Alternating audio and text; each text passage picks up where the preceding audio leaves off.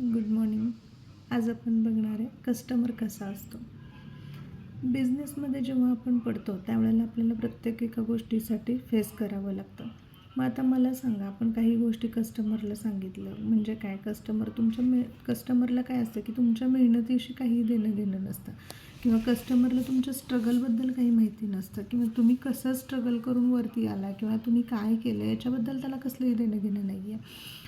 त्याला काय असतं, तुम्ही कोणत्या परिस्थितीतून सगळ्या गोष्टी कॅटर करता हेही त्याला काय माहिती नसतं, किंवा तुम्ही तर सांगण्याचा प्रयत्नही करू नका. त्याला त्याच्याशी काही देणं घेणं नसतं. त्याचा संबंध कशाशी आहे, त्याने तुम्हाला पैसे दिले, ते पैसे कशासाठी दिले, तर त्याचं काम व्हावं म्हणून, त्याचा कम्फर्ट त्याला मिळावा म्हणून, किंवा त्याचा कन्व्हिनियन्स त्याला मिळावा, किंवा त्याचा रिझल्ट त्याला मिळावा म्हणून. बरोबर. तर तो रिझल्टशी फक्त संबंध ठेवतो, तुमच्या स्ट्रगलशी, तुमच्या हार्डवर्कशी, तुमच्या मेहनतीशी, तुमच्या कोणत्या गोष्टींमधून तुम्ही कॅटर करता याच्याशी त्याचा कोणत्याही प्रकारचा संबंध नसतो. तो कुठल्याही गोष्टींमध्ये तो आपल्याला इमोशनली अटॅच होण्याचा प्रयत्न करत नाही. तर फक्त आणि फक्त एवढं करायचं की तुमचा हा कस्टमरसोबतचा संबंध हा फक्त रिझल्ट ओरिएंटेड असला पाहिजे.